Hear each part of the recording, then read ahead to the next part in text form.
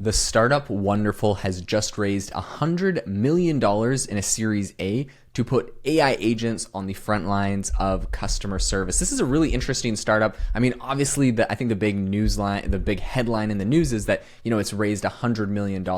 But I think the reason why it's been able to do that and the area it's targeting is probably an even more interesting story. So today on the podcast, we're going to get into essentially what they plan on doing with the money, what they've done so far, and where the industry is at in this kind of AI agents, but specifically in sales area. Before we do that, if you want to try a platform to get access to all of the top AI models in one place, I'd love for you to try my startup, which is aibox.ai. You get access to over 40 different models, so everything from Anthropic, Cohere, DeepSeek, Google, Meta, Mistral, NVIDIA, OpenAI, Perplexity, Qwen, Grok, and then you get a bunch of good image models like Black Forest Labs, Ideogram, of course, OpenAI's image model, and even text-to-speech like 11 Labs. All of it is $20 a month on one platform in one place. You don't need to have 100 subscriptions that you're worried about canceling, and you don't have to worry about trying to track down where you're having your conversation. Anytime a new model comes out, you can test it out on our platform without having to sign up with new accounts. So if that sounds interesting or useful, I'll leave it a link in the description, aibox.ai. All right, let's talk a little bit more about Wonderful. So this is a startup based out of Israel, and they've raised $100 million in the most recent Series A. This is actually led by some top tier investors, right? They have Index Ventures, they have Insight Partners, IVP, Bessemer, and Vine Ventures. So a lot of the tier one VC firms. This is not like the first company that is tackling this. Some people would say, I think TechCrunch was saying this is a crowded market because 6 Sense founder Amanda Cashflow just raised $30 million for her kind of AI sales startup, which is called OneMind. So there's obviously a lot of people trying to tackle the sales place. Wonderful has gotten a lot of these top tier investors to invest in them. So, they're basically showing they're not just a wrapper on ChatGPT. They've built an actual company that has a specific interesting use case and angle, which I think is really, really fascinating. The one thing that I think that they're doing better than anyone else right now is doing this kind of localized sale, which I think is interesting, and maybe some people would call it marketing, but I think that they've done some really interesting things that I haven't seen other places.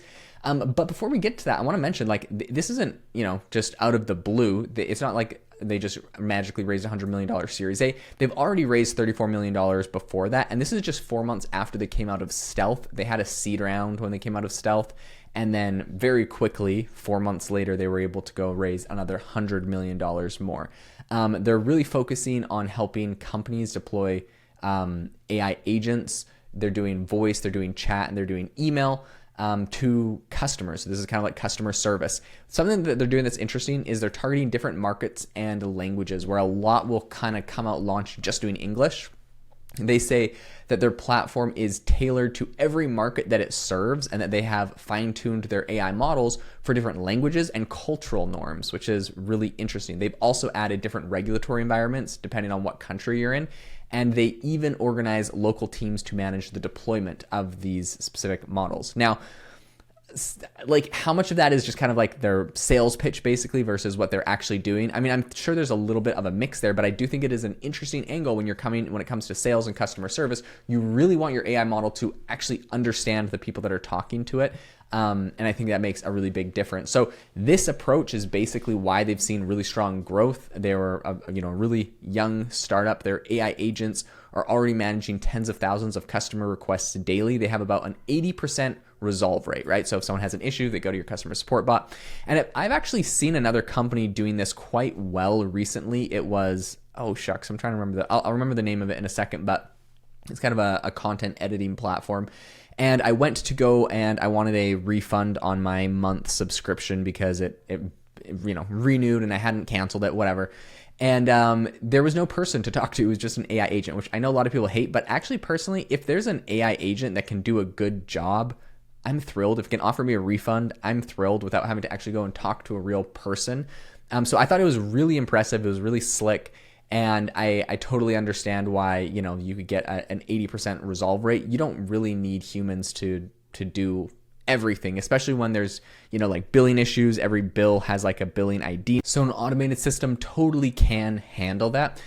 Since they have launched, Wonderful has expanded. So far, they've done Italy, Switzerland, Netherlands, Greece, Poland, Romania, and the Baltics.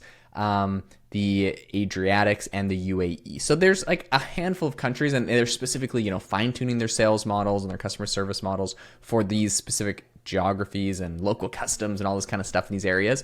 Now that they've raised another $100 million, they said they're going to plan on launching in Germany, Austria, the Nordics, and Portugal this year. And then next year, they're going to be expanding to the Asia Pacific regions, kind of at the beginning of next year. So they don't actually plan on stopping with just customer support agents, although that's what they're kind of famous for. And like, if you go to their website, this is a lot of what they talk about today, being able to do and cover. The next things that they're going to be focusing on are a bunch of areas like employee training, sales enablement, regulatory compliance, internal IT support, and onboarding. Specifically, their CEO was kind of talking and said, in an interview, he said, quote, "The promise of AI agents is clear, but putting that into practice and critically into production is a huge challenge." This is Bar Winkler. He's a co-founder and CEO. He said, "It requires marrying best-in-class technology together with flawless delivery on the ground with customers. That's been our approach with Wonderful, and that is what has driven the accelerated adoption we've seen across markets in the last few months." So yes, this is getting really popular. I think this is a really it's a great use case. A lot of people are using it. We've seen big companies like Klarna were quite famous last year for saying that they'd replaced a lot of their customer support team with AI, and it seems like for a lot of cases it completely can do tasks. And I know people complain oh, the AI is replacing everyone, but at the end of the day, I've had to wait for customer support people to be hey, we're waiting for an agent to be available to you.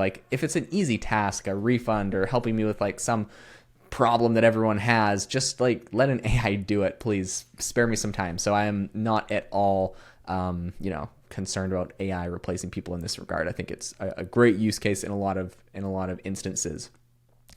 All of this definitely also helps companies cut costs by replacing human staff. I think they also have less risk than having an AI make internal decisions autonomously. So that's kind of this hybrid approach that they're doing. They're integrating a lot of this into call center infrastructure and other places.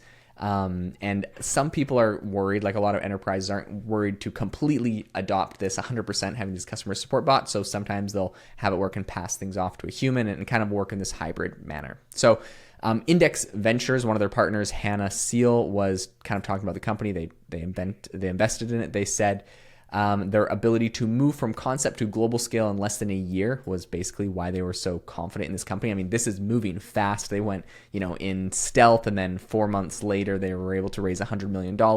So this is a company that's growing very quickly. The true edge, she says, as a company has is that its ability to deploy agents for global enterprises.